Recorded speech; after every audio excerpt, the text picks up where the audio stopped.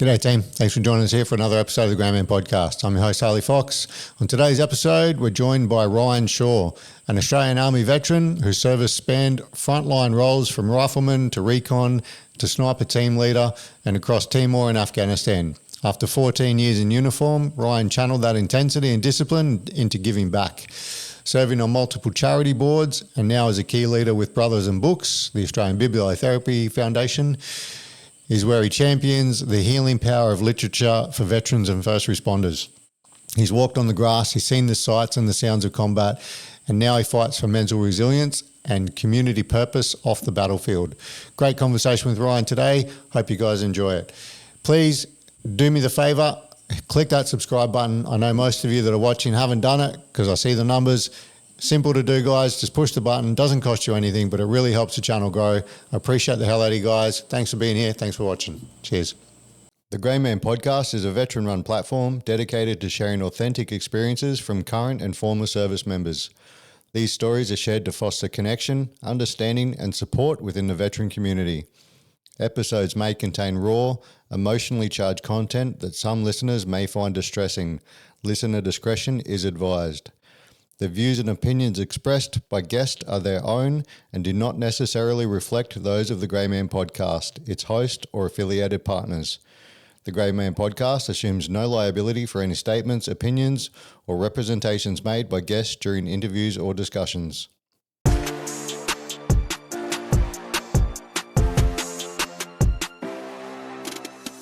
Cool. Ryan, welcome. Thanks for coming, mate.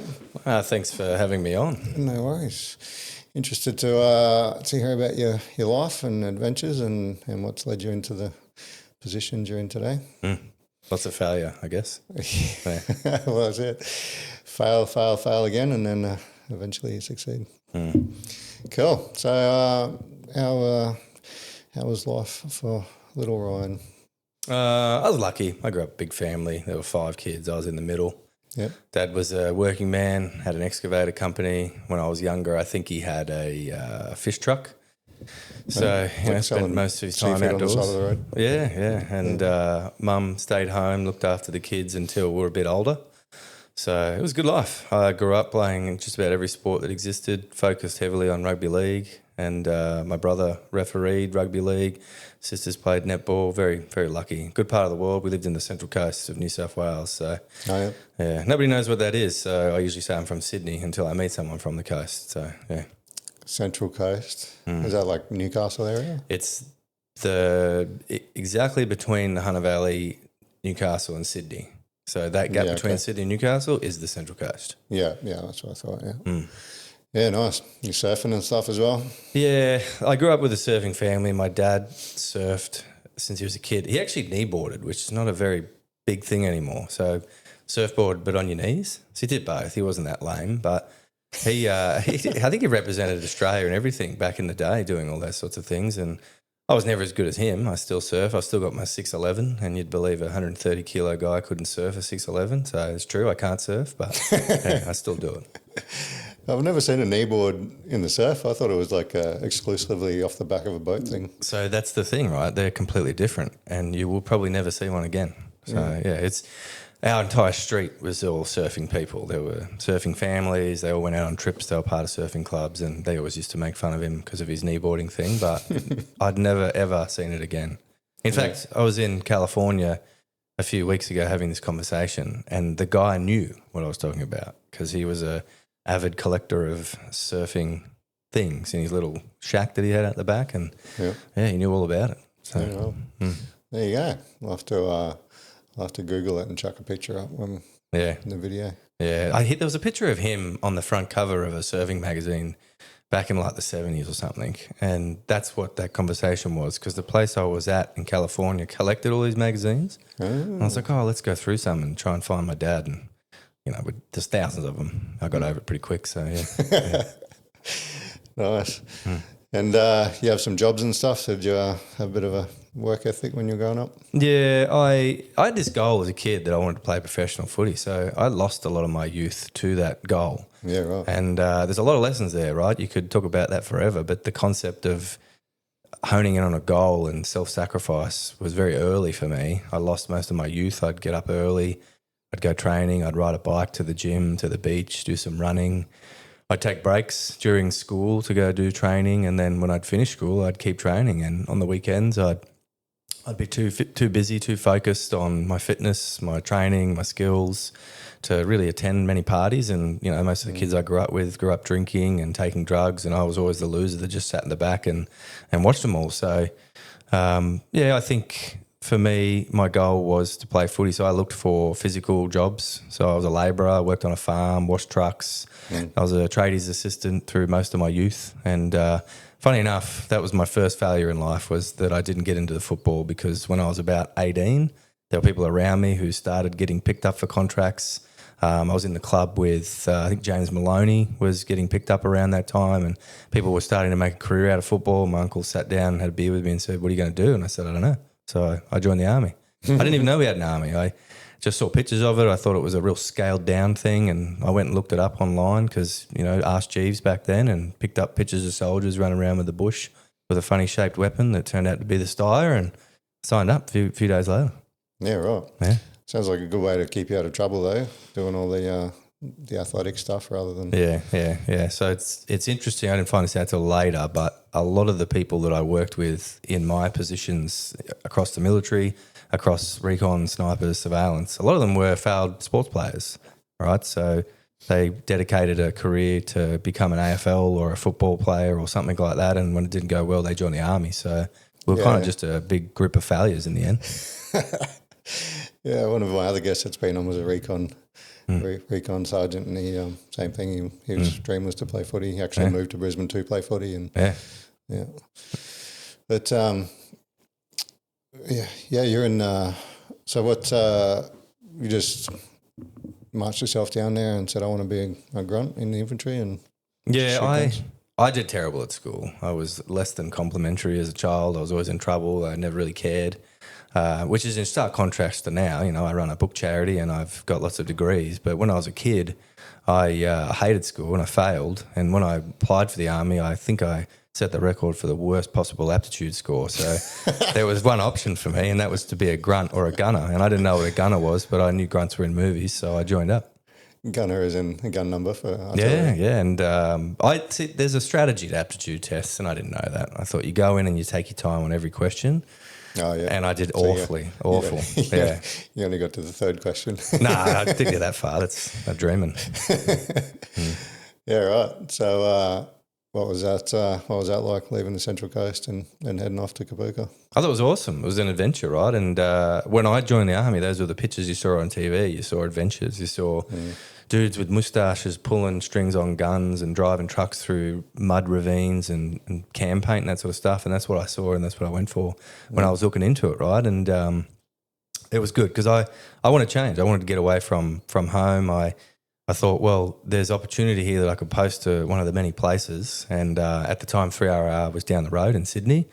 And I said, if I get the opportunity to choose, I'll go as far away as I can because I want to go start a life. And it's not because I want to escape my family. I love my family, but, you know, it's a small town and people marry each other and you get stuck there. And I'm so glad that I'm not stuck there. I now will dedicate the rest of my life to living in Brisbane, and never would have happened if I didn't join the army.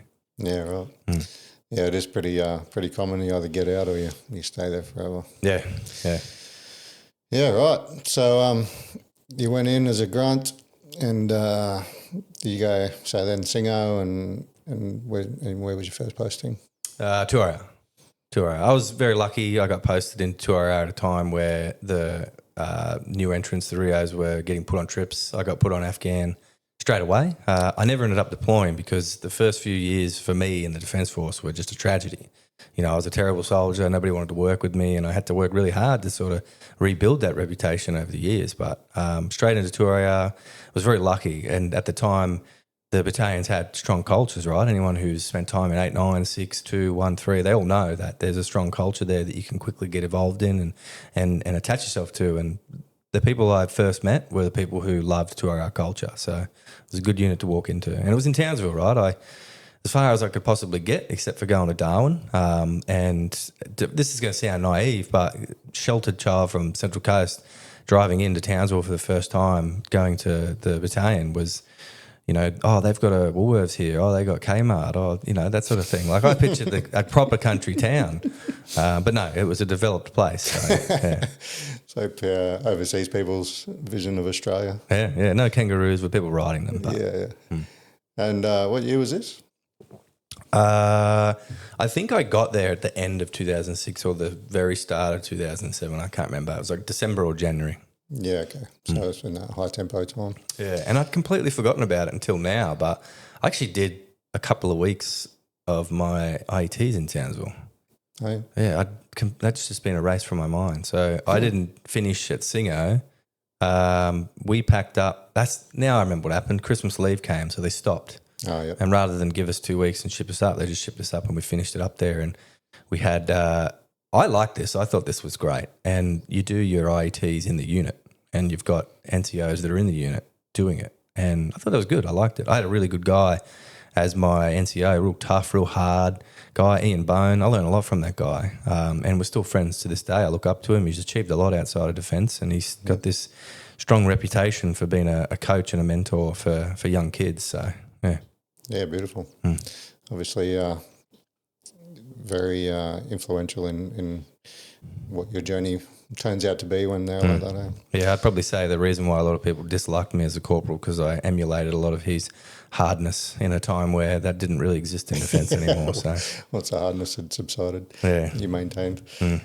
And you said you were very sort of clean cut with your sporting and stuff before you joined. Yeah. Did that all change when you were a young soldier? Sort of. I did dip back into rugby league a few times. I played for the Army. It was actually the last thing I did in the Army was play for the Army, which was awesome. Oh, nice. I was a terrible player by then. I kind of was getting outran by everybody, so I just was there for the fun of it. But I did sign up to a club very early, and I just didn't have time to maintain. I think I played like 3 games, but no, and I got back into boxing. I tried MMA, but I think I just attached myself to a lifestyle of personal and professional development, and it all comes from that fact that I was a piece of crap when I joined the Army, and I had to work really hard to turn that around, and I like to believe I did because a lot of the people who I didn't get along with, I'm now good friends with, and to get there meant that there were no opportunities for me to finish work and not go to work. So, I would finish work and I would figure out a way to benefit myself for the next day. Yeah, right. Define piece of crap. Oh, look, I just had a bad attitude. I didn't want to be there. I think a lot of the squalor that came with the role frustrated me. I just wanted to hang out with the guys and just do fun things and not do the Army thing. And I got lucky, right? I got put straight on an Afghan trip and I ruined that by just having a bad attitude. And, I look back at it now and I think I would have made the same decision if that guy was on my team. So, and I compare it to what I worked to achieve. And I know that was a piece of crap. So, yeah. Yeah, right. So when did that all turn around? I think my first lesson was the trip, right? And it's easy to center yourself around feeling sorry and then going, oh, this is somebody else's fault. I got lucky. I got put on another trip almost straight away, East Timor, and I went over there and I think my reputation had sort of made its way over and met me there. But I had some good people around me that offered opportunity and showed me what I could do and what I was capable of. And again, I still look up to these people who have gone on to do different things, right? And they were the first people to really say to me to pull my head in properly, not just to do it out of discipline.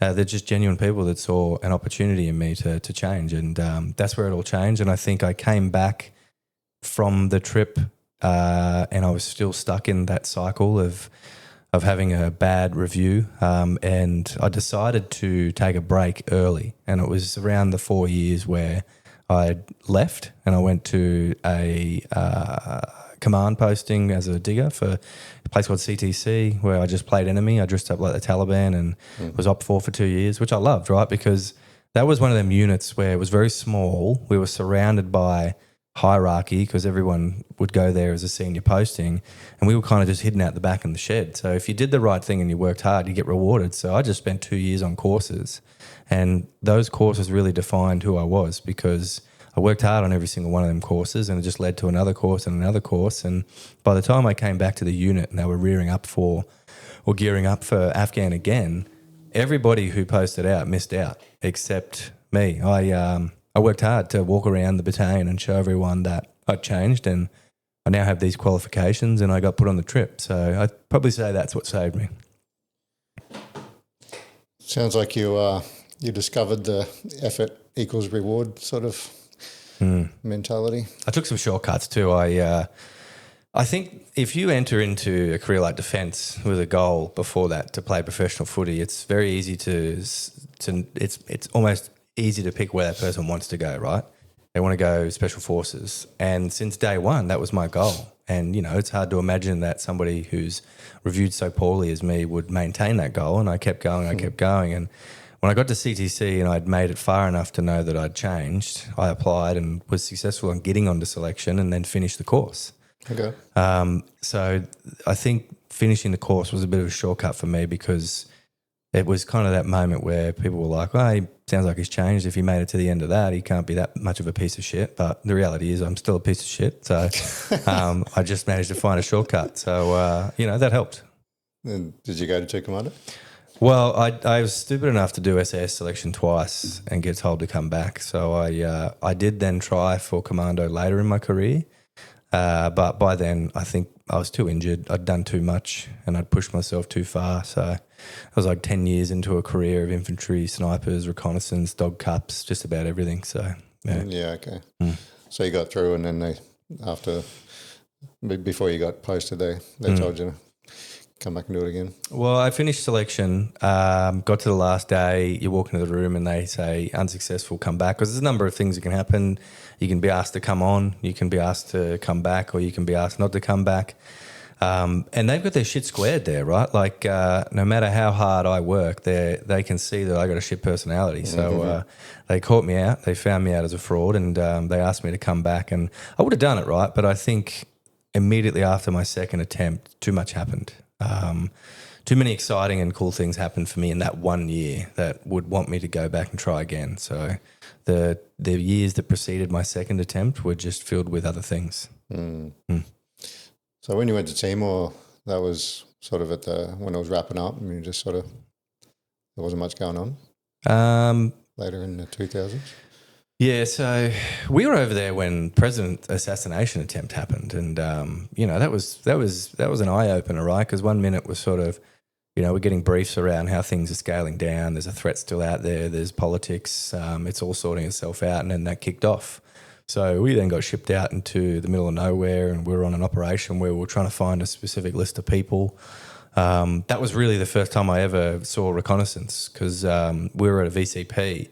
And some guy whispering on the radio said that he was coming in. They came in, and these guys were just like filthy, and they were covered in cam, and they just looked like the guys from TV, like just grubs. And they unpacked all their gear. They had like cameras and optics, and I was like, wow, who the hell are those guys? And that was Battalion Recon. So it was it did sort of scale down after that, because the next trips that my mates went on, they were riding push bikes around with pistols and stuff. So, yeah. And Getaway was over there as well when my mates were deployed back over there. The TV show. Yeah. Which is hard to take it serious when they're doing that. Yeah. Yeah, nice. So in those years, so you did your recon course and your sniper course, and which one did you work in? I spent some time in recon, and I spent some time in snipers towards the end of my career. So always two? Yeah. Was that would it change from vehicles and then amphibious? Were you there for that? It was air mobile for a long time. Air mobile. Even though we never had assets or money for flights, we were air mobile. There was a year where, and I can't remember who the CO was, might have been Basingthwaite, where we turned on the requirement for it, and everybody got FRAD qualified, rappel qualified, static, suspended, whatever it's called, and we just did it back to back for like 6 weeks. And every course there was an odd number, so the opportunity to keep doing it was there. So I just kept doing it. It was real fun. that was during the transition to amphibious. And it's interesting to say this because I had this conversation over a coffee the other day, but I hadn't realised that I was there at the start of the idea to the end of the idea becoming a thing, because sometime around where I first got into recon, the battalion started dipping its foot into the idea of amphibious water. And the first thing we did was they sent one patrol or two recon patrols, a sniper pair, and some admin out to, and small boats, pioneers at the time, to Cali Beach. And we just like came up with the concept of how would we do amphibious landings, beach landing sites. And that was really fun to be part of that process, right? The whole decision making around what the TTPs would look like, yada, yada, yada, which would later then turn into a document that I produced into defence on the TTPs for these sorts of things. And then that was kind of like just general infantry operations at the time, general recon. You do go in the water sometimes. I did my recon course there, right? So it's no surprise to me. To then, we're looking at becoming an amphibious battalion. To then the day they went to our amphib, technically on paper I was still in the unit, which was cool. I didn't even put it all together to realise I was there from start to finish. Yeah, right. Yeah. Nice. So you cleaned your attitude up and got some promotion courses and moved up the ranks and started leading people. Yeah, well, I came from a time where the senior digger was an attractive career. And I think I was a private in like year 7 of my career, and people getting promoted around me, and that had been happening for years, right? And I was watching, there's a concept, I think it's called Peter's Principle, right, where you can be really good at something, get promoted really good. You basically rise to a level of incompetence where some diggers will be really good, then will become good lance jacks, and they'll be terrible corporals, but they'll just keep going. So I didn't want that, and I enjoyed being a digger because being a digger was cool. Like I just did the recon course, and then I did the sniper course, and then we did Dog Cup, and we won Dog Cup, and then we went to the UK to compete in the International Dog Cup, and we what else happened that year? It just kept like cool things kept happening, right? And I didn't realise that once you go up the ranks, those things slow down. There's other opportunities there, right? And I did certainly find those, but I got to a point where I was like, there was 2 or 3 guys. A friend of mine, Al, was the other guy. We'd been around diggers forever, and we kind of were looking at each other going, yeah, maybe we should mention to our bosses it's time for a promotion course. And I went to my boss in recon at the time and I said, oh, look, I really want to do sub 1, which was, I don't think anyone in the history has ever said those words, but I needed to do it to get promoted. And he looked at my record and he's like, wow, you've been in for a long time. Like, I'm surprised you haven't done this. But to be honest, a few years ago, it was a culture of that, the senior digger. And those guys were awesome. Everyone used them. They put them on patrols. They loved them. So things were slow for me because I took my time. And then I did my Lance Corporal time. They posted me out to the Rifle Company, and I went to Bravo Company for a bit. I think it was the only company I hadn't served in at the time. And then I got bumped up to Corporal. But there's an exercise in learning for me is I went up and down the ranks a few times just practicing. So every time I go up here, I do something and I end up back here. So it was kind of like yeah. Promoted, demoted. Yeah. It's a skill to maintain that. So how long did you end up staying in for? I think it was about 13 years, 14 years. I can't remember, to be honest. 06 to 17. Oh, it was 06 to 20 actually, because I kept doing reserves after it. Oh, yeah. Yeah. And what was the catalyst for leaving? It was a number of things. I think there's a lot of pretending in defence that I was starting to get tired of. I was sitting on a hill with a younger guy. I was a sniper team leader at the time. I had a lot of injuries then, right? I was going to doctors regularly. I had an arrangement with a guy across the road where he would put needles in my back once or twice a week so that I could perform during the week. And I was putting xylocaine and numbing stuff into my feet because of the pain I was in. Yeah, right. But, like in defence, you just sort of, in my roles, you sort of push past that, right? Because everybody relies on you. And one of the things that really got me was I was sitting on this hill and there were pretend targets out. There were steel targets. And it was a live fire exercise that wasn't going to start for about 3 to 4 days. But as the company who were doing all the hard work to march up to that live fire activity, which was forever away, they wanted to saturate the area with ISR, so they just put snipers on there like 3 days before it. So just sitting there, and nobody did like pretend scenarios for us so that I could teach my shooter some skills. And it was at that moment where my best mate, who came out on the patrol with us just for fun, who was a mentor of mine at the time as a sniper, said, "Geez, I'm sick of looking at things and pretending for a living."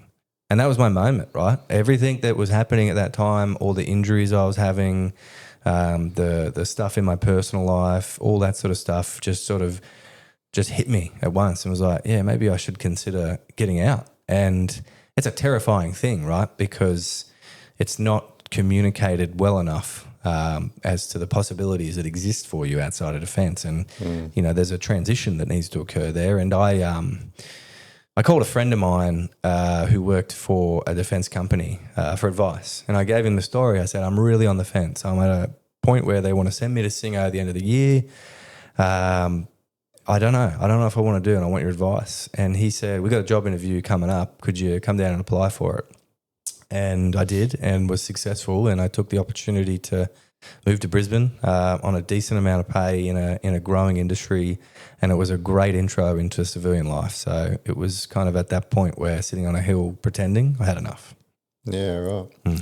Did you get any trips in recon or snipers? No, none. I did Afghanistan. I was lucky enough to go out to a place called Patrol Base Samad in Afghan. It was a small place. We called ourselves the Lost Boys because we kind of never got resupplied, and we sort of stole a lot of things and bought a lot of stuff from the locals. And there's an American base down the road that was a source of a lot of good food. And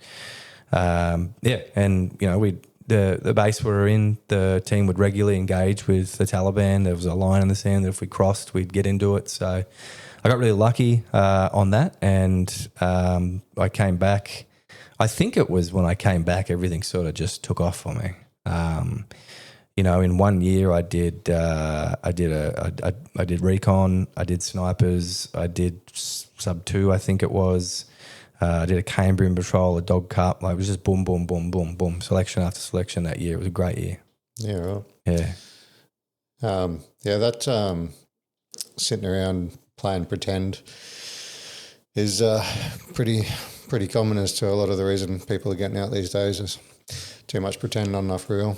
Yeah, I think there's some. I said something to a group of veterans the other day who were talking about how concerned they were about some things, and they were getting a bit jaded, right? And you're going to get jaded everywhere you go, everywhere. I love my job. I love the jobs I have right now. I got a lot of jobs. I love them all, but even there's days where I get jaded, and you can get jaded with everything these days. You get jaded with your hobbies, and get jaded with your friends, all sorts of stuff. So it should never be the reason people make a decision to leave. And it is a big complaint people bring to me is that they're jaded, but it's kind of, you got to find other reasons. And as I said before, when the idea of getting out isn't well communicated, we're kind of sold on this idea where it's two things: it's hard and it's easy. And the hard one is usually it's never going to be this easy getting out in the civilian world, and the other one is that they say that it's easy because everybody values veterans and the product they bring, and unfortunately they don't. And that's no one's fault. That's just the product of the labour force misunderstanding a lot of the quality and control that goes into training soldiers and training leaders and keeping them going and all that sort of thing. And I kind of have this idea that getting out is a concept of self-leadership because from my own lessons, the things that went well, the things that went bad, and running so many veteran organisations and helping people transition over the years, I've managed to sort of get a good grasp as to what the best approach is. And none of this existed for me. And it took the lessons and the failures to get there. But if I sort of digress a bit, but the best way to say it would be that it depends on the situation. And I know that's very broad, but in the same way that leadership depends on the situation, right? There's different types of leadership. There's authoritarian leadership, there's laissez-faire, there's transactional, there's transformative, there's dictatorship, authoritarian, democratic leadership, all sorts of types, right? But how do you lead yourself, like leadership of yourself? Well, it depends on the situation. And in the situation where you're transitioning, that's change. and change is inevitable, right? You can never step in the same river twice. So you've got to get used to the idea of change and managing change, and that's not done properly for people in defence. They think that their values in defence work well in the civilian world when they don't, because the ones that exist, the values and beliefs in defence, they exist for a reason. They're for harmony, for discipline, for courage, for self-sacrifice. And that's not to say that you need to change that. You just need to change your approach to it, right? So if you do organisational change, you don't just go in and tell everyone, here's the new rules, here's your values, here's your beliefs, piss off. You know, there's a structure to it. You unfreeze the current status quo, you communicate where the vision's going, you move people slowly towards their new beliefs, you go through the strategy, you make everyone a part of that process, and then you refreeze, and that's the new process. You can't just boot someone out of defence and say discipline, your courage, and all that's going to be useful. You just have to approach it differently, because regardless if you're a gunner or a shooter or whatever, it doesn't matter. So I would say something as simple as looking at what things you did really well in defence and what worked really well in defence, and just change the avenue, because you can't hang on to a lifestyle, a rank, and a job that doesn't exist anymore. It just doesn't. You know, I always say discipline, because discipline's an easy one, right? Discipline in defence is about punishment. It's about keeping things regimentally in a line. Whereas discipline in the civilian world is just keeping the idea of discipline, but making it more about time management and setting appropriate boundaries in that. And same thing with loyalty, right? Loyalty doesn't exist at the element of self-sacrifice under every single situation that possibly exists, right? You are trained loyalty is self-sacrifice above everything, whereas loyalty still exists in the civilian world. It's about, again, setting boundaries and not letting people take advantage of you and all those sorts of things. And, you know, courage is the same thing. Courage still exists in the civilian world, but it's not about making brave decisions. It's about making collaborative decisions and being able to be courageously collaborative. And I think the fourth thing would probably be that made it hard for me was understanding the idea of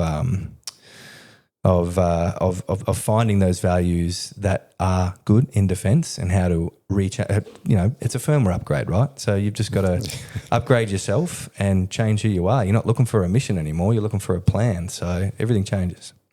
That's a very good summary of the transition from of mindset, I guess. Yeah, it's. I was actually reading an article about it this morning. Was that we think that veterans are valued, as you were saying, but they don't seem to be. But there's a lot of the veterans are fragile and they've got trauma and all these sorts of things. They're broken, whereas it's quite the opposite. Veterans are resilient and strong and courage and discipline and integrity and loyalty and honesty, courage, integrity, loyalty. So the old Navy values from back in the day. Yeah, well, it is misunderstood, right? But this is a generation of people who grew up watching SpongeBob, right? So everybody's fragile, and I would argue that defence are less fragile because, and it's going to sound macabre, but they've had positive experiences in terrible circumstances, and you could apply the same lens of failure to that. People who run successful businesses look for people who fail because there's a lesson in failure. If you've gone through your life where it's easy, you've got no concept of crisis management. You've got no concept of applying the ideas of discipline and managing self-sacrifice in a healthy way, right? So I would argue that defence people are less damaged than the SpongeBob watching people of today's age whose only service experience is serving up lattes to their mates in Melbourne. So I would have to agree. Cool. So it wasn't too hard for you when you took off to the new career in Brisbane? It was a happy choice, or was it still a bit of loss of identity and struggles? No, absolutely no loss of identity for me, because it was a defence job in defence industry, and the job was I was going around the country and training people up on the use of the radio technology, running HF courses, and it was a field services role, field engineer role for a defence company, and that was kind of the best way to leave defence because I hadn't left. I was a civilian now, and I didn't have to do all the dumb things that I didn't like about defence, and I could walk on whatever bit of grass I wanted to, and I was still seeing my friends. There was absolutely no disconnect for me, and I think I got the best end of the deal when it comes to transitioning in that case. There were things that obviously took a lot to pick up and learn and all those sorts of things. Like I had problems, I had mental health journeys, all sorts of things like that. And I've taken time to acknowledge those and learn them over the years. But it helps too because my team are all veterans, 100% of veterans. And the company wasn't 100% veterans, but we were locked away in a room where we all were. So some of the elements of corporate culture that probably wouldn't fly so well with a bunch of veterans, it didn't matter because we were locked away in a different room. So, yeah. The dark humour was running rough. Yeah. No, I had a really good leadership team around me. It was a good team because everybody in the team wanted to learn. So if you didn't know something and you asked, they'd all jump on the idea of teaching it to you, not making fun of you or making it hard for you to learn it. And it was, most of the job was them teaching people stuff. So it was kind of in their nature to use you as an example to rehearse something. Like, I'm going to rehearse the way to teach somebody this. Oh, nice. And in my case, because I'm an idiot, they're rehearsing for the worst possible scenario. So it was good for them. But I had a great leader. I had a great boss, one of the best bosses I've ever had. And every time I say I've had a good leader and I know the strengths and weaknesses of them and I take both of those in a lesson, there's probably no weaknesses I could sit down and say this guy had them. So, yeah. Nice. So how did you go from that into infiltrating the charity world? I think the idea of charity was a gap I'd left in my life. It was probably the biggest gap. I spent a long time in defence, and it took getting out to realise that one of the things that kept me there for so long was I had a passion for service. Yeah. And it's easy to attach yourself to nationalist and patriotic ideas, but at the end of those is service. And how do I continue to serve? So it was a combination of that and the idea that me and my mates would just sit around barbecues and just whinge all the time. We'd be like, oh, the RSL this and the government that, and we'd just whinge about things, and then when the barbecue was over, we'd go to bed and do nothing about it. So I thought, well, how do I do something about it? What do the people complain about the most? So I joined an RSL board, and at the time, I'd just finished doing my first degree, so I thought a board would be a good place to practice my business degree, and it was the sort of introduction to the idea is to say, oh, this is how I get my fix for service. So I fell in love with it, and I found out that I was good at something else. So I attached myself to that idea, and I think the opportunity that sort of made itself apparent to me in the charity space is largely due to the level of effort I've put into other people.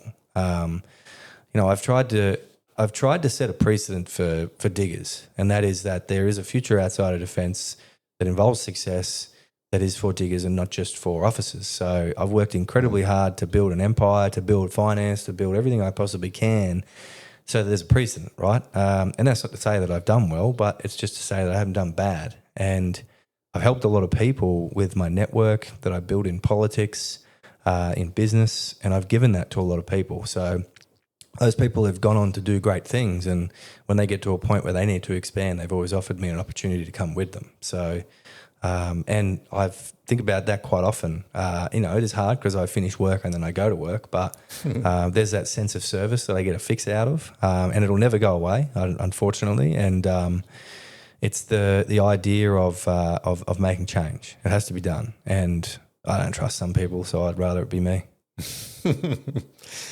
That's awesome. Yeah, the life after service, and not just shit kicking jobs and labouring and stuff, but actually meaningful roles that give you fulfilment and purpose and give back to the community is fantastic. Yeah. I think this is something I say to a lot of people who are getting out: is don't look for a job, look for a career. And one of my best mates had an opportunity to take this really high-paying job overseas where he was training up allies on particular things and doing contract work. And it's a lot of money in this, right? But it's not a career. And looking at it from a macro level and a strategic level, at the time, it would have been a stretch to say this won't last long. But as time's gone on, they've now introduced the legislation around protecting Australian secrets. They're limiting opportunities for people to train military people. Contractual work has decreased in pay dramatically as those outsource to particular nations who will pay less, will take less. So I always say to people, look for a career. And the one guy that almost took this job, I told him to go apply for this other job, and he did. And he's now built himself a very successful career in defence, in the industry. Not just defence industry, but he could get that same gig that he's got now anywhere. And that's a career, right? And he's risen way above me in life. And I think the key is to look for a career, not a job. And it's not just – a sense of purpose is an easy thing to say, right? And I've had senior members of cabinet say, if you could do anything with defence and veterans, what would you do? I say sense of purpose. And they say, oh, yeah, we hear that all the time. And my response to that is, yes, there's a million ways to develop sense of purpose, but there's also a million ways to not do it. And just about everything that the government do is not doing the sense of purpose thing. So it's a throwaway line, but it's not. You sit down and think, what actually creates a sense of purpose? Does it? No? Well, then move on to the next thing. So a career and a sense of purpose are a big thing. What do you think a good example of a career with a sense of purpose is? Don't take this as a lefty thing, but a lot of the businesses that I own are social enterprises. And that is the easiest way to have a sense of purpose, because I'm a capitalist, right? I love the idea that everyone's given the same opportunity. If you work hard, you've got to reap those rewards, right? If you don't work hard, then no rewards for you. So it's like I like the idea of having a business and building a team and having people around me that I can rely on to support me and make those businesses run, right? But when it's your business, you do what you want, right? So I got a number of businesses. One of them does it does close protection and counter surveillance, like bug sweeping for very high profile domestic violence victims. So this is a job that pays a lot of money. We've decided not to enter into the corporate world with it and just operate at the social level and help victims escaping violence, like people who have made the brave decision to escape violence. And they're in a very vulnerable state, right? They take a tablet with them and a phone with them. It's very easy to put a side load and application into and track them. Their cars are tracked, all those sorts of things. So there's that. I got a business that does toilet paper in Australia, and the profits go to helping veteran charities that I've chosen to help. So that's a good way to do it. And you don't have to start a business to serve in a social enterprise. You could put yourself in a position where you can influence a company to do the same thing. I had a low-level management job with a company years ago, and I had the opportunity to convince the owners to move to a direction that would support a social governance model that was inclined to me, which was veterans. And even the company I work with now has the same opportunities, right? So service is easy to find in social enterprise. We don't have social enterprise in Australia. It's like a B Corp thing. We've got, company or those sorts of things, no social enterprise. So it's not a real thing here, but basically you're just starting a company where you're giving something, whether it be money or some sort of consideration to a group, a social group, right? And I'm always inclined to give to veterans, to education, and to people who've made the decision to escape domestic violence. It's just my things. Yeah, right. Anyone can do that, right? You could do it. I've seen people do it for sports that they had a passion for that changed them as a kid, like surfing. So, yeah. How did you get into the DV side of stuff? I like to believe that I'm kind of like a socialite, right? I just, like a Kardashian, I just go to a lot of these events, right? And charity events, charity balls. And I was sitting at a charity event for domestic violence, big gala, big charity night. And I think it was like the first one I ever went to for victims of violence. And I was sitting at a table with some of the board members of the company, and they were complaining about a very specific issue they were having. It was the victims would make the decision to escape violence and they would be found by their perpetrator because the resources available at the government level, they're stretched as they are, and they're not capable of keeping up with technology. So even a bogan can go on a forum and have a very complex piece of tracking software or device or something like that, an active device, and set it up, and it'd be hard to find. So anyway, they were sitting around, they were whinging about this thing, and I thought, well, I've worked in this industry before, and I've worked in the close protection industry before, so I can help you guys out. So I had a company that we had going at the time that we'd stood down because we just didn't want to do it anymore, and we thought, let's just reactivate all those assets and find who would be interested in doing this at a scaled down price, because it's for a good cause. And it turns out there were heaps of people. That's how I got into it, right? And it's been a hard industry to work in because it's a lot of the people we contract with are like hardened veterans of the global war on terror. They've seen everything. And you take them to a domestic violence shelter and it breaks them, and they never want to do that job again, and you'll never hear from them again. And even in the cyberspace, where we tried to move into a space where we go through their electronic devices, because you can sideload an app in, you can track somebody. I started reaching out to people in my cyber network, and even them, they're scared to do the job anymore, because these are guys who'll do like a task for a bank for millions of dollars at risk, and they'll just do it because that's their job. But when they're doing something that's as real as, if I stuff this up, some young person's going to die, you never hear back from them again. So, and I always like to say it's the worst run company in the world, because a lot of my own personal capital goes into making sure we can pay bills, because it's not designed to make money. It's designed for the social cause. Yeah.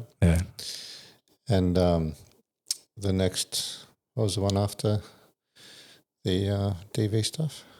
What was the other thing you did after that? I got a toilet paper company Is that the Who Gives a Crap? No, it's much better. We don't. I won't say it. I'll probably get in trouble. But I can say what I was trying to say was our product's made here in Australia, and the money goes to a cause that is dear to me, and should be dear to everyone in this country. It is veterans and first responders. So we manufacture toilet paper here in Australia. It's premium toilet paper, and I'm not just saying that because it's my business. It actually is better.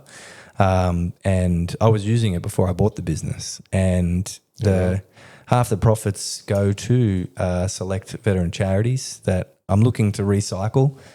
They're all doing great stuff, all these charities, and I want to expand it out to other people now that it's mine.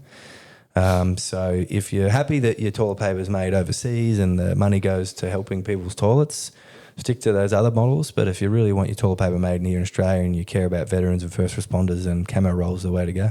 Camo roll, yeah. I haven't seen that. Yeah, well, it's camouflage, so maybe that's why. You might like the colours though. No, I have seen it. No, I haven't. Yeah. It's I don't see it often though. Where do you get it? Just online? It is e-commerce. Yeah. So funny enough, my wife comes from e-commerce background, so I won't pretend that I know anything about that sort of stuff, drop ship and all those fancy words she says. So, but it is, it's manufactured by an Australian family, a small business down in Sydney. They do a great job. They're it's a very social enterprise focused business themselves, right? So I'm proud to say that those guys work with us, and we ship it across the country.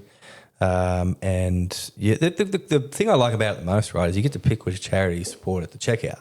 Yeah. So, yeah, you do. So I put some of my charities on there, some of my, not the ones I run. Well, actually, I do run one of them, which is a bit of a conflict. So don't tell the ACCC that. But it's kind of the kind of model. I just want to give them a choice, right? So I'd like to have more first responder charities on there, to be honest. So hopefully that's the goal for the new year.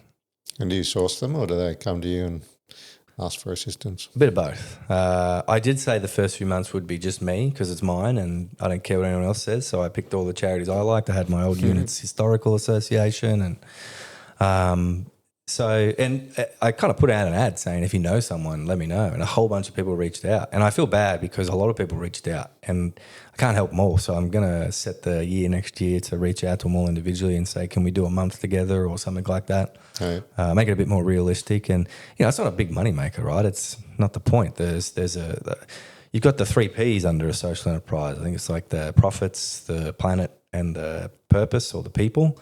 I added another one for patriotism. It's focused on Australian made. It's focused on Australian first responders and veterans. It's the patriotic bit. The planet, it's made from ethically and environmentally sourced paper. The profits, it's designed to make money. And those profits go to helping those charities, and the profits also go to helping us grow and sell more. And obviously the purpose is first responders and veterans. Beautiful. It's awesome. I'll check it out. I'll chuck the link in as well for people to find it. Yeah. Nice. Then you started, obviously, doors are opening as you meet more and more people, and you got into the boards of some other charities. Yeah, I think some of the opportunities I had were kind of just people were starting stuff up, and someone might have said, "Go see me." And in my weird way, I would just download a bunch of things onto them saying, have you done this? Have you done this? Have you done this? If you need help, I can put you in touch with someone that would do that, yada, yada, yada. So I'm kind of like a glorified door opener in that case. And I think in some cases when they're starting up, they weren't aware of these things and they think, oh, it would be easier if we started up with you on. I'm happy to do that, right? Because I'm trying to set the precedent. So I've gone and studied a lot to bring myself up to a standard to show people that there's opportunity for diggers and ORs and that's kind of what I've done. I've created them myself. Yeah. Yeah. What were the other degrees you got? I got an MBA, which is great. I'd recommend that for anyone. That was a great degree. I got a graduate's diploma in strategic leadership.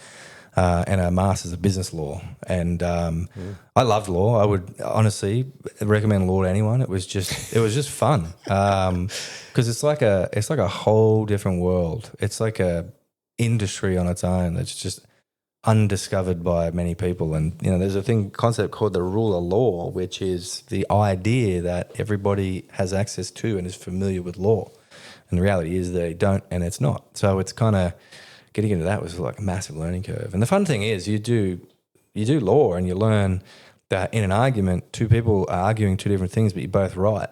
So it's kind of like however it's interpreted by the person who's overseeing the judicial side of things or the facilitating the arrangement. So it was fun, man. And it's one of the most applicable things I've had in business because the thing about being a leader in defense, business is really just a bunch of business models and business theories, like there's Kotter's theory of entering into an industry. There's Trickman's models and a whole bunch of other models, right? And there's just things that you pick up in defense, the difference between authoritarian and the democratic leadership. When do you apply which and when do you apply not?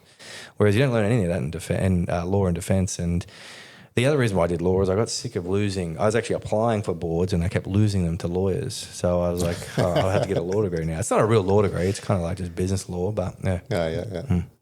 Bit quicker than going through and getting on the bar and stuff. Yeah, I think if I was to have a choice when to go back, it would be to finish. But there's so many other degrees I want to do. Yeah. How old are you now? I think 37, 38. Yeah, nice. Yeah. Actually, I had young Doug Sheridan on the other day. We were talking about, guys that sort of give up after they've been discharged when they're younger. Yeah. It's a real testament to Doug and anybody that is doing that kind of thing where he got his degree at 53 years old. Yeah. Yeah, I met a guy who was a retired lawyer in his mid-60s who just got his MBA.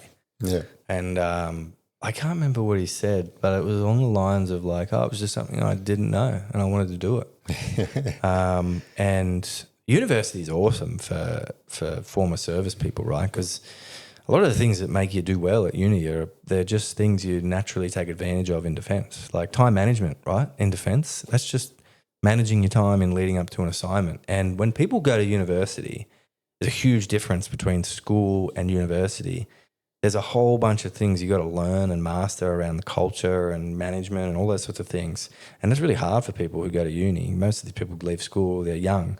When you're a veteran, it's just piss, discipline. I say discipline a lot, right? But that's just the idea of dedicating time properly and setting boundaries around, realistic boundaries around what you can and can't do to fit your schedule in. And, taking orders is a huge one too, because when you do an assignment, all you're doing is you're getting a set of orders and you don't go outside the set of orders with anything creative. You do exactly what it said in the entire thing. It's just a mission statement with 4-5 things to do. Just do them.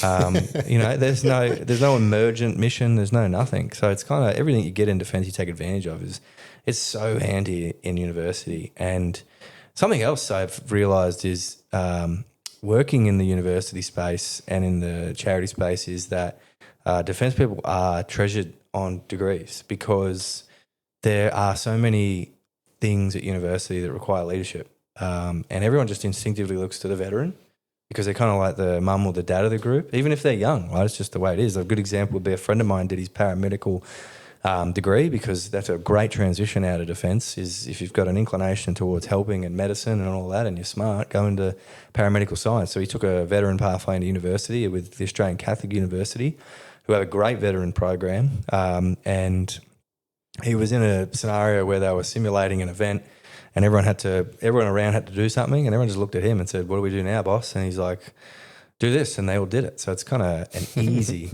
transition. But I think to Doug's point around how many people give up, man, it's so easy to give up. Like it really is. It is for university towards the third quarter, I'd say every degree I've ever done, I wanted to quit. I hated it. I just got over it. And that's hard. It is. And giving up means a different thing to veterans, right? Because, plenty of my friends have killed themselves and that's what giving up means to us. But like giving up on working and all those things and staying involved, that's hard. That's an easy pathway, right? And I think if you apply any model of anyone who's been successful and look at it from them leaving school, the concept of giving up would be a pyramid for them, right? So you could leave school, go into I'm going to say a law degree as an example, and there'll be like 100 people that have entered that law degree at the same level of you out of school. And some of them might drop out, which will take you to the next level of the pyramid where it's thinner. And then they'll graduate, they'll go into the workforce at that level. Some of them might just give up. They think the workforce is too hard. Then you're a little bit higher in the pyramid. By the time you get to the top, it's just a bunch of people who just gave up along the way. So, and I think that's what drives a lot of people. And I won't speak for what drives Doug because that guy I swear there's 2 of him. There's 25 hours in his day because he just does so much. But, who knows what drives that guy? He's a weapon. Yeah. I think the key point behind it is it's never too late. You hear some of them, like 30-year-old going, I should have gone to uni, it's too late now. Yeah. It's definitely not. Yeah, absolutely. And I always use The Rock as an example, right? He wanted to play NFL. And the NFL was the best thing that never happened to him.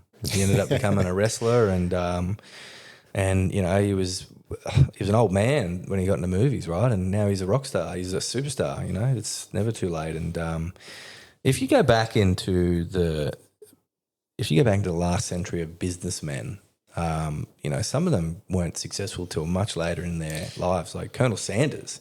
Yeah. He was an old man when he became successful, and in the same element of things, the guy who became the founder of McDonald's, he was an old guy, and the dude who ran the business for BlackBerry, man, like he'd been around forever. So it's never too late. Yeah. You see that list of exactly what you're saying. There's that list of the most successful and the richest individuals that have ever lived. And then it shows what they were doing at like 25 or 30 years old, which is, flipping burgers or working in a servo or something like that. I don't think any of them got rich young. Yeah. Even like Jeff Bezos and stuff. Yeah, I mean, there's a guarantee there that would say that. I can guarantee that the people on that list failed a lot. I can guarantee that the carrot to pull out, to quit, was there many times and many people around them. In fact, someone that could be them pulled out, right? And the idea that they never gave up was probably extend across all of them, and I don't think that I've done incredibly well, but I know that the effort I've put in over the past few years has been heavy. I go to work, I finish work, and then I go back to work again. And the same people that used to say, why aren't you coming to this barbecue? And I couldn't because I was busy, are the same people that now say, why is he doing that when I could be doing that? And it's like, you gave up, man. I didn't. So I think I hate failing. I hate it. I hate negativity, but it takes a lot of maturity to step away and reflect upon it. And I won't say that if you can't do that, you've got no future, because the best thing you can do, man, is you can outsource that, right? I always say mental health is an important thing to take serious. And there's one thing that mental health practitioners do is they accidentally become a life coach. So, the first thing you say to your practitioner is, geez, I had a shit week, I got told off. And they'll be like, man, that's a failure right there, but here's how you can make that better. So it's kind of like, if you can't do it yourself, then have someone else do it for you. Yeah, for sure. In saying all of that crazy amount of stuff that you do and keep yourself extremely busy, how do you manage burnout? Terribly, I'd say. Yeah. I have been burnt out. I've been burnt out twice really bad. The first time was a big time, and that was when I was in politics, right? I'd been on the campaign trail for years because I did back-to-back campaigns. And federal I was or local? I did both. So I did state and then followed it up with the federal. And, the ideas behind that were all the same as why I do charity work. It's just service, right? An opportunity to make change, etc. And for me, I really wanted that, because for me, one of the things that drives me the most is I'm sick of my mates killing themselves. So it's like, how do I make change? Like, I've got to be in the change, in the circle. So get in there and make some serious change, because no one's listening to the stuff I say on Sky News or anything like that. I'm whinging about stuff 3 years ago that's only just become news. So it's like, no one cares. But I did that, and I was working incredible hours because I wanted to win. I was doing 7 days a week, early morning up till late at night, going to PNC meetings, doing as much as I possibly could. And there was a point where people were saying, oh, you need to take a break. So I'd try to take a Saturday off, and I'd be driving down the street and I'd see someone on the side of the road with a sign of mine. I'm like, well, I can't be taking a break when someone's doing that. So I stopped going to the doctor. I stopped going to physio. I stopped seeing my psych. And I've 100% burnt myself out. So I pulled out very close to the campaign, and I had a full-blown mental health breakdown, and it just didn't go well. And I think that alone taught me how to manage burnout properly. And I always say that getting better is expensive, costs a lot financially, and it costs a lot in time. And you really have to dedicate time, because if you're DVA, you're lucky, you've got free mental health, that sort of thing. Yes, there's a wait list, et cetera, but the wait list just forms what I just said. It's time expensive. So managing burnout means putting things in your schedule that are important. And I've met some people over time that I've asked that same question for, and they've got all different strategies, right? Some of them work for me, some of them don't. And sit down at the start of the month, go through a calendar with your family, have a shared calendar. Shared calendar is awesome. I love it. I think you can't miss things, because especially if you've got a family, you've got a team there to make sure you don't miss things. I don't know how anybody lives without a calendar. Yeah, absolutely. I got multiple now, and they're all tied together, which is easy. And you can now buy things that have it at your door, and it's the first thing you see when you leave. And managing burnouts around, you got to dedicate time to things. And unfortunately, sometimes as you get older, it involves managing the burden of mental health, and especially in today's age with the way we're overwhelmed with things. And managing the burden of physical age as well, because the injuries from defence they're not going to get better as you get older. So yeah. So you dedicate time to physical rehab. Yeah, unless you're Keanu Reeves, he gets younger. Younger and dumber by the look of it. He's losing words as he ages. Yeah. You've seen that thing where how is it? Jack Galifianakis. Yeah, it's like between two ferns. I love that. Yeah. How many words do you know? Is it 100 words? Is it 12 words? It's hilarious. So you schedule time for yourself and the things that are important. Yeah, I probably set a bad example in that case, because I haven't made the best decisions around managing personal things. But the way I see it is, the harder you work, the easier things are going to be for the people around you. And the opportunities that I want to create for other people, but you got to have a good team around you. And my wife's an awesome team member. Like, she's the boss of the team. She keeps us together. I always look to her as, is it Clementine, Churchill's wife? Like, you read about the history and you read about Churchill's life and how involved she was in in making him a man and keeping him a man and keeping him sane and stuff. Like, I've got a wife that does that for me. It's awesome. When did you meet her? We met we met a few weeks before I left the army in Townsville. Townsville's got it's got a really classy place there. Mad Cow. It's Mad Cow, yeah. We met at the Mad Cow. We met at the Mad Cow on a Sunday, which makes it even worse. So, Is that the dingiest day? Well, it's just like a Sunday. Like, who's out at the Mad Cow on a Sunday? What was she doing there? I think she was. She had a day off, and I had a day off, and it was just timing. Yeah, right. Yeah, nice, serendipitous. Mm. Beautiful. So she's been by your side for over a decade. Yeah, pretty close to it. We got married. We're gonna have first child April this year, so it's been a big year. Oh yeah, yeah. Boy or girl? It's a boy. It's a boy. It's awesome. I was one of them people that just wasn't a big fan of people's kids. Right? I fly a lot, and I'd be next to him, and I'd be like, "Oh, here we go." And I remember hearing this story. I went to my uncle's funeral, and somebody gave a speech about him. My uncle was like the cool dude where he grew up. He was a surfer. He did all the things that kids did in Sydney back in the day when they were cool. And he moved away. And he moved away to the Central Coast and sort of spoke to his friends. His friend was telling a story where one day cool Uncle Lou called and he's like, "Man, you've got to have kids. Kids are awesome." And the guy on the phone couldn't believe it. Like, this is a cool guy that's now talking about settling down, having kids and stuff. And I remember hearing that story going, what a strange thing. Like, to call someone and say that, like how awesome they are. And then when I had my son, everything changed, man. Like, I see a baby on a plane with a mum who's struggling. I just want to go up and help and be like, "Oh, can I give you a hand?"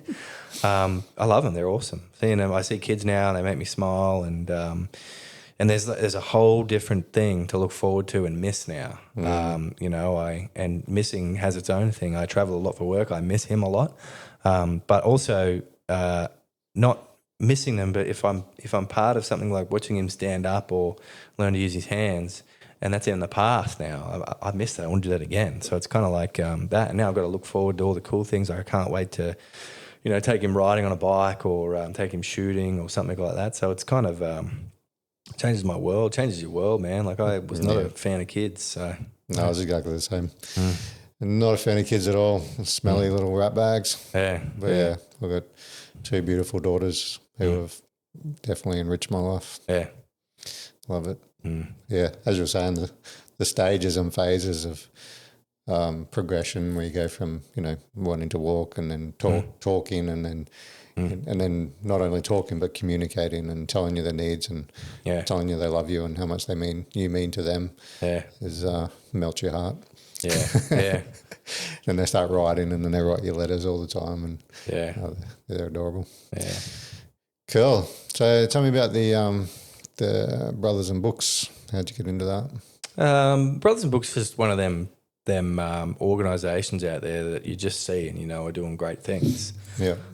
So when the opportunity came to serve on the board and become the vice president, it was kind of like, wow, this is real, because I know they're doing awesome work and I get to participate in that and I get to put my own knowledge into helping it maintain its goals and become a different thing if it has to. And I love Brothers and Books, right? I met Dylan at the RSL when I was on the board there, when I was the director at Gaythorne RSL. And I'd heard about him, I'd heard his work, so I just wanted to download as much as I possibly could onto him from things that I'd learnt and stuff, because I enjoy doing that. I enjoy the idea of helping people, and I think Dylan was doing way better than me at the time, so he probably didn't need it. So, but I just wanted to help Dylan, the brand Dylan. I think helping Brothers and Books was the byproduct of that, because that was Dylan, and I think one of the things I suggested was that, he grows a team in the future. So I left it at that. And then when the team came up, the opportunity to jump on was there. And I think he likes a lot of the things that make me a nerd. Like, I'm obsessed with things that people shouldn't be obsessed with, like governance and risk and all those sorts of things. So which is good. That's what he wants me to do, and I do it. So, and it's a great charity, right? It's popular. I meet people in business that know it, that it's helped, and it's a real business model. It's one of them models that everybody talks about but nobody does, and it's kind of like reading is resilience. People say it, but do they do it? And he does it. He puts libraries in places where people who might not be doing well or find themselves in need of resilience or tools for resilience, and they've got that tool there for them. So it's real, it's tangible. You hear about a lot of organisations that are doing well, and next thing you know, they're on a yacht sailing around somewhere or whatever, or investing money into this. It's all just building libraries and funding avenues for people to become more self-reliant and self-resilient. So, yeah, beautiful. Yeah, I helped put one in at Sevens Isby a couple of months ago. Yeah, I saw that. That was great. Yeah. That was good. I got a lot of soldiers there, which hopefully they'll use it. Yeah. Got a couple of questions here about Brothers in Books for you. Yeah, sure. I thought I'd ask. The change of name, is that trying to fix a problem, and do you think it takes away from the original, goal and identity of what it was? No, I think that's it's just given them an opportunity to access more resources and more parts of the community to achieve their goal. If anything, it's given them more capability. Brothers in Books hasn't gone away, right? It's still Brothers in Books. It's still Australian Bibliotherapy Foundation has decided to expand on what Brothers in Books was doing, not take away from it. So Brothers in Books is still kicking goals. It's still representing itself as a source of self-resilience and self-help. But there are other elements in there that we wanted to do that needed expansion. And to be brutally honest, part of that name change was to do with bringing it into, a sense of modernity and what is looked at from the eyes of governance, social governance, and from the political environment of today, right? So it's no secret that Brothers in Books applied for funding many years ago and were unsuccessful because apparently it's a bad thing to want to promote masculinity and men. It's a terrible sin in the eyes of the government of the day. So we wanted to open up the entity into, a greater pool of the community, but also give us more opportunity for funding. And that's exactly what it has done already, because it's maturity, right? You want to demonstrate to the world that you're mature. You're not going to say, no, screw them, Brothers of Books forever, ride or die, because that's immature, right? That's immature business model, and it's disrespectful to the people who look up to you and you serve as a social entity, because you're not growing for them anymore. You're growing for your own opinion. So we shifted to show the world that, we're mature, we want to grow and become something bigger. So Brothers in Books is just a part of the ABF, right? There's consultancy services, we offer a number of tools, the readathon as well. So it's kind of not so niche anymore. It's about growing.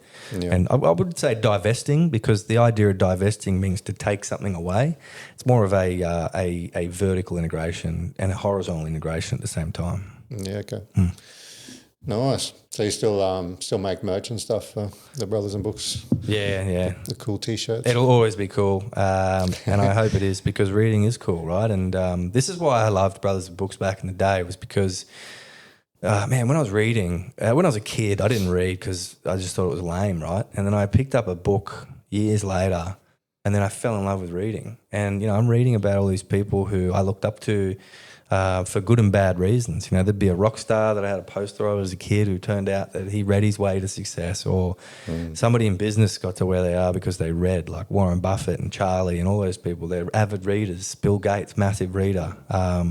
Probably won't say Bill Gates is cool, but, some of the people I thought were cool in life, like even military heroes that I look up to, they're all readers. Mm-hmm. So no one ever said it. No one wanted to, proliferate the idea that reading's for mad dogs and for legends, and it really is, right? You find me a person who's cool out there that doesn't read, and if they don't, they're lying to you. They go back to their room and read Harry Potter or something. It's a good segue into the next question, actually. Bibliotherapy in itself sounds maybe soft to some people. So for a hardened military audience and first responders, that is kind of the target audience for yourselves. How does reading, or why does reading actually work? Yeah. Well, there's a lot of evidence, thousands of years of evidence to suggest that reading's beneficial. But I'm an avid believer of the idea of scriptotherapy, right? And that's just writing. I write a lot. I write books that no one will ever read. I write books that I hope people will read, because I know, and people around me know, that when I'm not doing well, I should be writing, because it's just an escape. And everybody has a thing they do that they use to escape. I got friends who paint little figurines and do Warhammer and do all sorts of exciting things to cope, to escape, to do yada, yada, yada.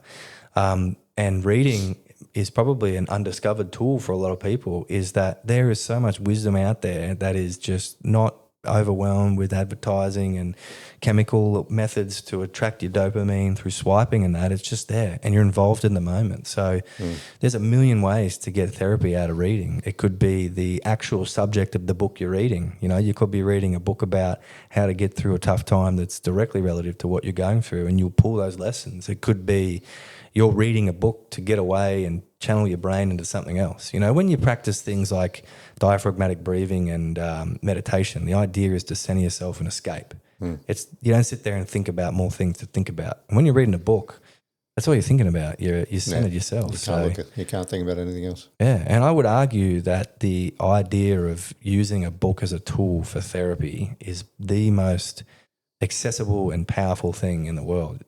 You could be anywhere in the world right now, and there will be a way for you to get a book. I'll probably caveat that with reason. There's some places you can't read because they don't want you to, but you know, it's just an easy tool to access and learn from. And the benefit of it is because we live in a free society that doesn't ban particular books. You know, you can go find a book that works for you and learn about it. You know. Yeah, 100%. And what you said about it being a therapy method, it works twofold, right? Because you can actually read about the problem that you're having, which will help you understand what you're going through and how to sort of dig yourself out of that hole.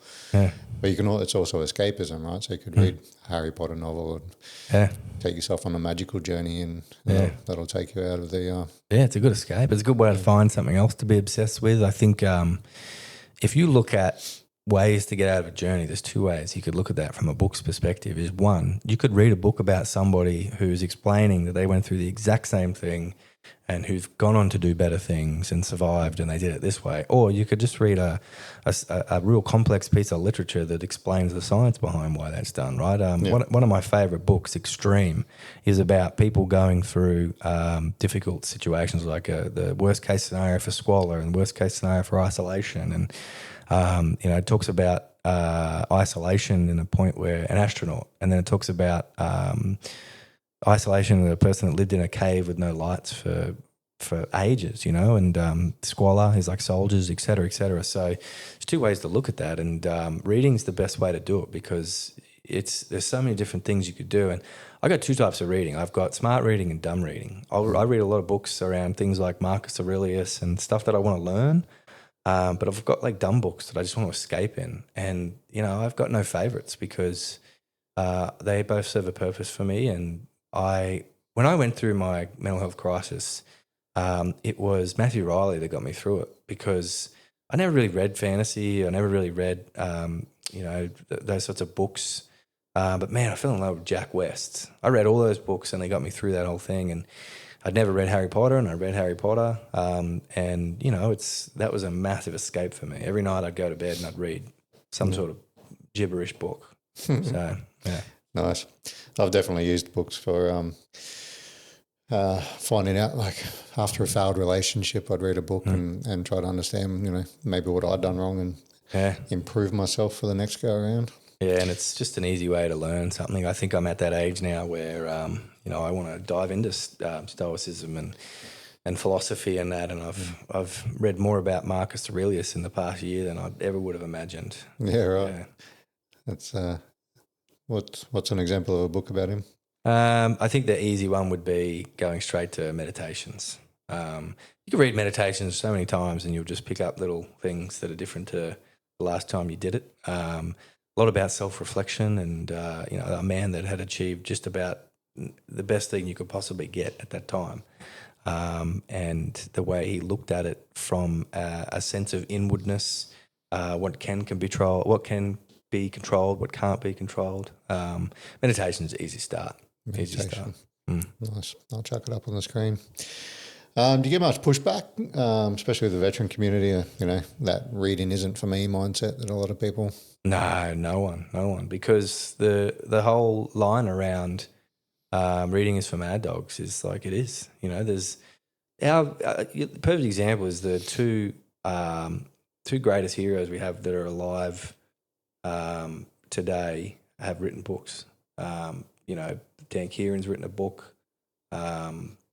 And Mark Donaldson's written a book, right? There's an example right there. Two guys that you would look up to as a civilian or as a military person, as a hero and a representation of the valor culture of Australia is there in a book. So there's a stop point right there. But even in snipers and reconnaissance, right? Not to be biased, but I consider them to be the pinnacle of infantry when it comes to performance, culture, development, and they're all sitting in the cages reading books.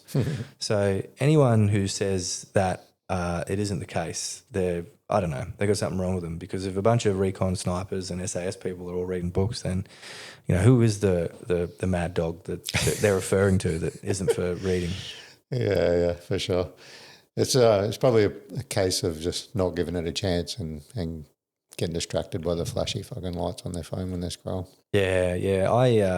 I for a while I was on the phone and I made a conscious effort to move away, and I'd walk into the cages and all the diggers would be sitting there just scrolling on their phones. So, I was a bit draconian in some places where I'd get them to read. They'd go to reading time, like play school. And some of the... You have to read out loud. Yeah. I never made them do like essays and stuff, but there's people I know that are just great leaders right now who are doing that in their group. And, it might be draconian, but, you're at work to be a soldier, not to play on your phone. So do something that's good for you. And I always say reading's leading. And, the Chief of Army for the ADF has for years now had a list of personal development reading tools. And I think there's a reason for that, right? Yeah, beautiful. Was there a moment that made you realise that reading's not just a nice idea or a good thing for yourself, but can actually change lives? Yeah, I'd probably say East Timor. East Timor's where I really first started reading. And there's a lot of downtime in deployments, and, there's... and it wasn't... nothing bad happened on that trip, right? But a lot of good things did, and discovering reading was one of them. And I hadn't really discovered... It was all non-fiction at the time. I hadn't discovered fiction. But I think it has to be said, right, is that 100 years ago, people were paid to do things physically, physical labour. So, if you had a workforce and you wanted them to perform better, you'd find a way to teach them to do things physically better. Things like Lean Six Principles, the idea of Henry Ford's working days. He would just figure out ways to make work and do better. He ruined life for all of us. Yeah. Well, I would probably argue 5 and 2. I don't. Yeah. Well, it makes sense, and the reality is, I would argue that in today's day, you would be best served to make people's ability to think better. Because people aren't paid to do anymore, they're paid to think. So setting up a situation where you facilitate their ability to think only exists in learning, and I think as a bias would exist in reading. So it is better served to, as a manager, as a leader, to encourage your people to think better, and that's exactly what reading is, right? You don't learn how to do your job physically better by reading, or you do. You learn patterns and behaviours and all those sorts of things, but the idea of reading is to develop the way you think, and people are paid to think now. True. There are a few labour jobs still around. But even that, like I've been working in my backyard lately, and I've been using machinery to move dirt around, and it was easy to figure out the machinery, but the idea of how the dirt moves is I'd move the dirt from here to here, but then I'd be trapped. So I'd have to move it all back, and then I'd move the machine and I'd move over there, and that wouldn't work. So after about a whole day of a 10-minute job, the dirt's finally in the right spot, and my neighbour, who's operated machinery his whole life, comes over and goes, "Oh, you should have done this and this." That's him learning how to think, not how to do physical things. So thinking exists in everything. Like the idea of the fulcrum. That's a moment of thinking, how to think better. The pyramids were built off math. Yes, there was physical things done there, but I can guarantee that the way things were physically applied were perfected and addressed over the years it took to build the pyramids based off the idea that people had to think. I had to do a right angle the other day and I had to remember how to think, 3, 4, 5 triangle or something that escaped me. So there was lots of thinking in labour. The idea of Lean Six Sigma is a good example of that. Yes, it addresses people's ability to physically do, but there's a lot of thinking in life now. So, yeah. You brought up the pyramids. Have you read a bit about that? I've read enough of history to know that it wasn't aliens. How did they get those giant stones, all that? Well, that's all those kilometres. Just math, I guess, and thinking. Yeah. They had time. They obviously had the benefit of professional labour and the unfortunate circumstance of slave labour, but there would have been lots of people in there thinking, right?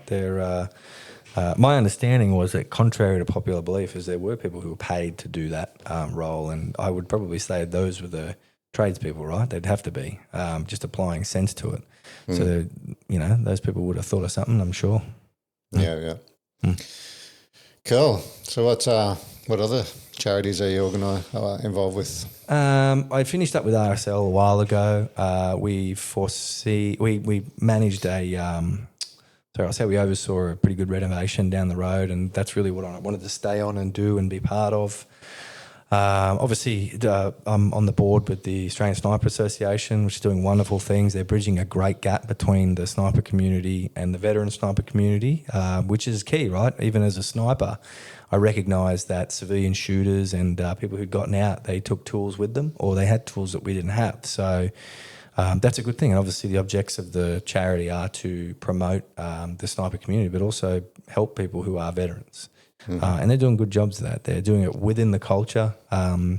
And I think that the charity has a good future, especially with people like Doug there and Greg there and Andrew and all the people involved. And we've got some great regional liaison officers who are working overtime to make sure activity stays relevant, like Paul is doing a good job out of Brisbane. Another charity I sit on is very similar to the ASA. I'm director of the Queensland Rifle Association, which is the state shooting body for Queensland. That's a good example of the bridge between the civilian shooting community and me, is that the board's got Olympians, like champion shooters that would shoot. I probably hope they're not listening, but they would outshoot me any day, right? So those there's another charity I work with who I love that charity because you wouldn't think it, but shooting is the best thing for the mind and the person, because it's one of them sports that you get better at, you get older. You can't play rugby league when you're 90.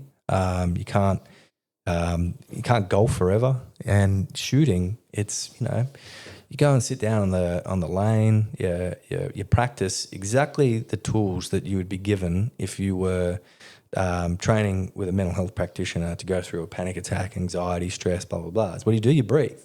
You practice, you control breathing, and you focus on something. Like you center yourself, you think what your fingers are doing. What do you think shooting is, right? You control your breathing on the mound. You're thinking about the pressure your fingers applying to the trigger. What are your legs doing? What's your chest doing? Am I lined up properly? Think about this, pause, close my eyes, open my eyes. Like you're just meditating. And it's a sport that the QRA is an organisation that knows this, right? They're not trying to promote themselves as this organisation that's anything other than a body that promotes a really good sport, and that sport is shooting.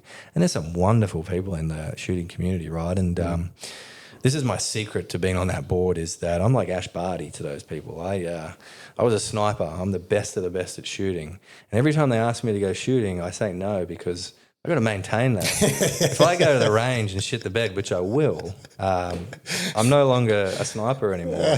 Yeah. I'm just some guy on the board. We'll so pop the balloon off there. Yeah, I got to maintain that. Ash Barty retired at the top, and that's me. I'm staying.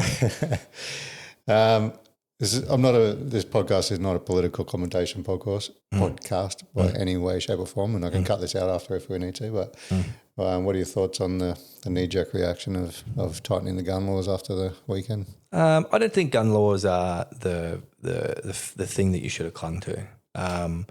I don't think that demonstrates a strong sense of leadership or maturity and crisis management, for that matter. Yeah, no. And I'll say it again: leadership. There's no leadership in that response, right? Because there's a greater issue here, and that should have been the stronger focus. The policies on how things are assessed, how immigration's addressed, anti-Semitism. There's a number of things that I probably would have discussed about before I would have discussed that. Certainly sitting at a table talking about the fors and against of things, I would have put firearms on the table in the discussion, but I wouldn't have left the room with it because there's some real things that need change. And anti-Semitism is rife right now, right? And the proliferation of symbols of hate have largely been focused on generic things such as Nazism and things that, have been around for a while, not things that are evidently right in our face. The symbols of Taliban and members of ISIS and the burning of the Australian flag, etc. I mean, those are the first things I'd lean on. So yeah, 100%. My question, you're absolutely right in every way, shape, and form.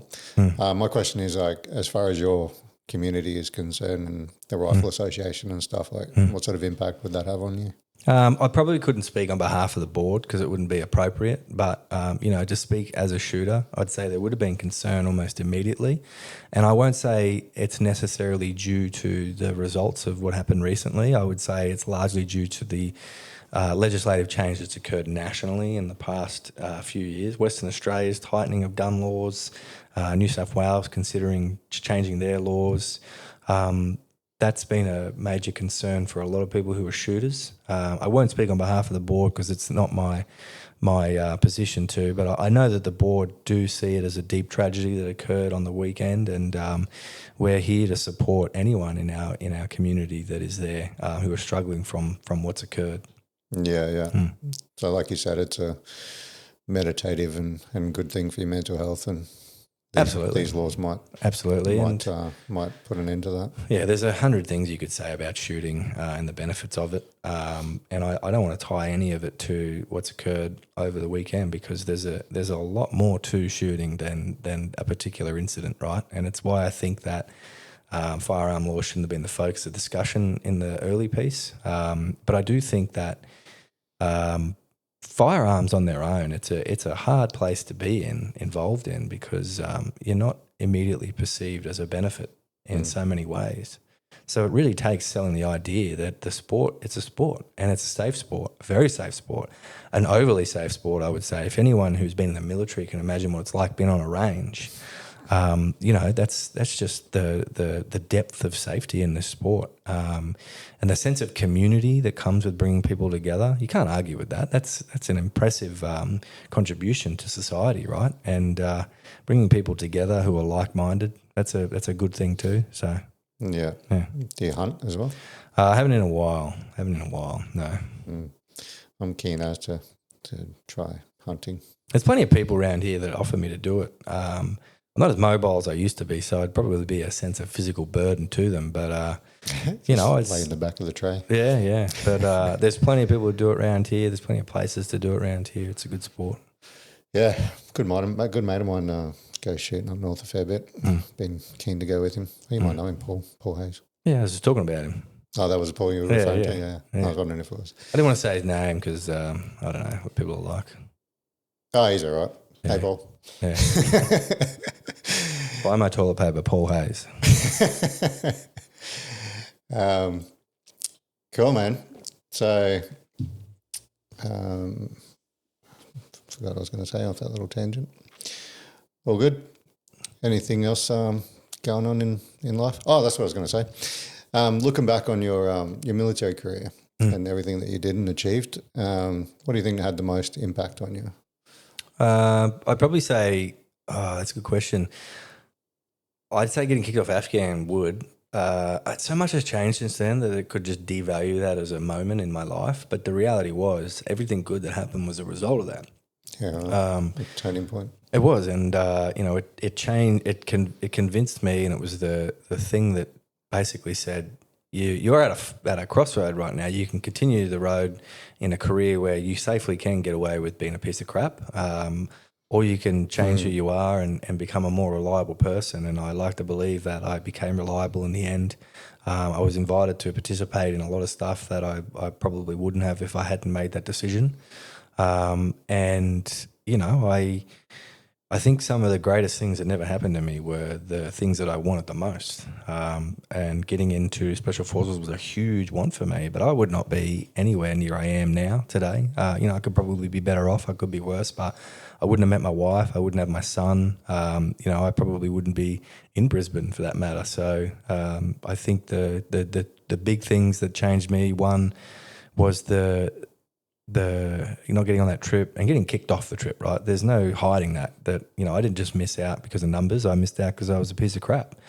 And then, you know, ultimately training up to get into Special Forces and getting told to come back at the end was hard because I dedicated so much of my time up to it at that point. But that time was nothing compared to the effort involved after that into getting to where I am. So, yeah.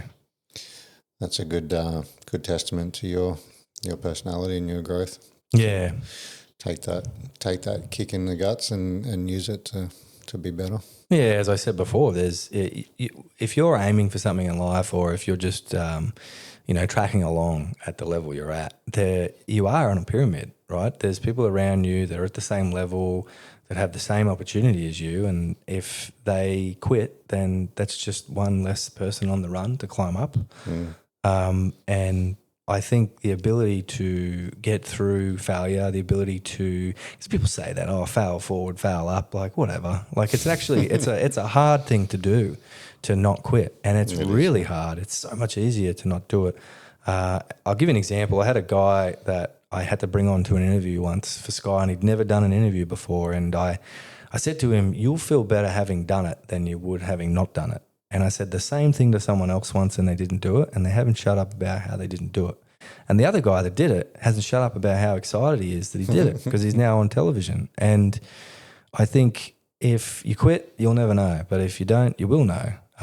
There's a certainty in quitting, and that is you won't know. So fail forward, the lame saying is just it's hard, man. And you have to be able to conduct an AAR. That's an activity on its own. And a lesson on its own from the military is that the SEALs do really good AARs. That's how they're so good. After action report for those listening. Yeah, so you have to be able to do that, and it's real hard to do it on your own because of bias, and it's real hard to want to do it because if you failed, you're not in the mood to keep going. So either learn to do that yourself and learn it through a book on conducting self-assessment, self-resilience, or have somebody help you do it. There's a good concept from a guy, I can't remember his name. I probably shouldn't say because he's probably cancelled for some reason now, and that'll cancel me. But he had a concept called the Council of Wise People or something like that. I got to remember what it's called. Hopefully I can find it after this. But basically you just find a bunch of people in history or today that you look up to or know, and you close your eyes and you imagine you're in a room with them and you're talking about them. And the best thing you can do is look up this person, who they are, what their idiosyncrasies were, their personality, if they had a lisp, a limp or whatever, and incorporate that into the activity, because this is a centering activity, it's a meditating activity, but you're also activating parts of the critical side of the brain that's probably going to argue against your bias, because you can't defeat bias. You need someone to do it for you. But your brain's smart enough to invent something to defeat your own bias. It's a complex thing, your brain. And that's a good way to do self-reflection, man, is you fail and you're not in the mood to assess yourself, then close your eyes and imagine you're in a room with Elon Musk and Abraham Lincoln and Churchill and, people you may or may not like or whatever. If it's politics, someone on the opposition sort of thing. So it's a good way to get through failure. Fail forward. It's the dumbest thing I've ever heard. It's a really good life lesson though. That failure is not the end, and doesn't mean one door closes. It doesn't mean that's it. Yeah. Like I've got nothing else. Yeah. Like that door closing could be the best thing that ever happened to you. Yeah. It could make you a better person, and you find far better opportunities. Yeah. I was the same. Like I had lots of some no's and failures. I'm very colourblind, so my military options were very limited. And my initial goal as a kid was to be a pilot, and I was putting in the work, getting straight A's and doing advanced maths and science, and then I started doing aviation studies and getting in simulators and all that sort of stuff. And then it was discovered that I'm colourblind. This was back in the 80s, and then my little dream got decimated. But I was young and just threw the towel in and fuck it. And then obviously pulled myself out of that and created new goals and did different things. And as you, failed many times at many different things and got lots of no's. But then just pivoted and found other things that probably led me down better paths and ended up where I am today, which I'm pretty happy with. Yeah, and there's no conspiracy. There's cliches, right? When one door closes, another one opens. There's no conspiracy out there that the government or the Rothschilds are trying to convince you to keep working, right? There's a reason why that's a cliche. It's because it does. It does open things, and sometimes it takes a long time to find that door. And there's a certainty in that you won't find it if you give up, and you won't find it if you sit around and feel sorry for yourself. Yeah. Good old G.I. Jane has the best saying for that, is a bird will fall frozen dead from a tree without ever feeling sorry for itself. So the idea of staying alive and existing doesn't exist in the fact that you sit around and complain about the fact that you failed. Go find that door, and going to work, finishing work, and then going to another job is sometimes how you find that door. Yeah. Just scheduling some some time for yourself. Absolutely. I'd probably say my advice is bad advice in that case. Don't have multiple jobs. Just work, and more work. Yeah. Cool. And on the flip side of that had the most impact on your life to bring you to where you are today, which is cool. Yeah. And what about the most memorable moment of your military life? There's too many. And I don't say that as a cliche on its own. It's a career that it's filled with memories, right? It's not like you're a football club or a job down at where you won the grand final or whatever. Yeah, it's forever a journey. And, someone said to me the glory day, I was talking about reunion at school, which we never did, but I said, what about the good old glory days? And I said, every day for me in the military was a glory day. Like I went overseas multiple times. I did a Duke of Gloucester Cup twice. No, I did it once. I did Cambrian Patrol twice. I spent time in snipers. I deployed to Afghanistan. I did RIMPAC, which was just an adventure. I went and became a patrol person in North Force, which is that's a real adventure. You're sitting on an island, you're doing real operations, anti-piracy, you're driving around the middle of Australia, meeting Indigenous tribes that still speak the native languages and teach you stuff, and that's a real adventure. There's probably no real highlight. I think I'd probably say Afghan would be one of the best, only because that's just one of them things that'll never happen again. It could, but, the Army's not going to call on me if there's a war. I'll probably slow them down. But it's just one of the things that won't happen again for me, and I think about that often. I think about the bad things and I think about the good things that occurred over there, but that's probably a highlight for me. How'd you get on RIMPAC? It's pretty easy being the amphibious battalion because, so I think it was either went over with Canberra or Adelaide. I can't remember which ship. They're exactly the same. Went over there. That's where I met a lot of my friends from the Marine Corps and spent some good time over there, ran some good courses with them, and it's a really fun journey. That's the sort of stuff that people join to do, right? Is to do the things you'd imagine people did back in the Great War days, where you're just getting on a ship and sailing to another nation, and that's why people took the risk back then. And it's the same reason we exist as a country, right? Like, who the hell is going to get on a buckety wooden ship and sail across the ocean around the Horn and to a foreign land unless they're looking for an adventure? So yeah. Would you do it again? I would, yeah, 100%. And I had this argument all the time as to whether I'd do it the same way or a different way. It took getting out to realise that I wasn't stupid to learn, and I could learn. So if and no assumptions here that I'd pass, but I definitely would have pursued a path towards maybe something like a pilot or something just different. And I only say that because I haven't done it, man. It's something I've never done. So, and I have a habit of like coming up with something I've never done and then just doing it. So it's kind of like part of who I am. But the journey I did was so fun that's why it's always in conflict. It's to say I'd probably do that again. And, I do live with a lot of physical burden right now with my pain and everything that I deal with. But I probably wouldn't say that as bad as all that stuff is and as burdensome it is to me mentally, I wouldn't say no to it again. Yeah. Yeah. I think a lot of people need to remember as well that the injuries and stuff that you accumulate from service are not that contrast to the injuries that you can accumulate in any job, really. Yeah, yeah. Well, unless you're a desk jockey, but I guess any sort of mines, labouring, emergency services, they're all pretty hard tasks. Yeah, and it's largely because of that unknown that veterans often find it hard to get jobs because labour force does misunderstand and misrepresent what's involved in training soldiers and getting to where they are. But you wouldn't know that many police suffer from the same thing because you're not subjected to the reality of it often. You're not dialed into the harsh realities of how regular domestic violence is and those sorts of things. So you don't, because, Australian people, the right people, don't sit around and whinge about themselves. So you're not going to barbecues and listening to all the dads as a kid go, oh, my back's so bad from my work in the mines or whatever, because they just want to escape work, so they're not going to talk about their injuries. So for me, having so many broken physically veterans around me, that's just the realities have been everything today. So yeah. And that goes back to that thing about being jaded. It doesn't matter where you go, you're going to be jaded. Mm-hmm, yeah. I find veterans don't whinge too much either. Oh, some, not at a barbecue though. No. How you going? No, I'm good. Yeah, the worst for it's it. Fine. Yeah. No, my back goes out more than I do now, so it's kind of like just a reality.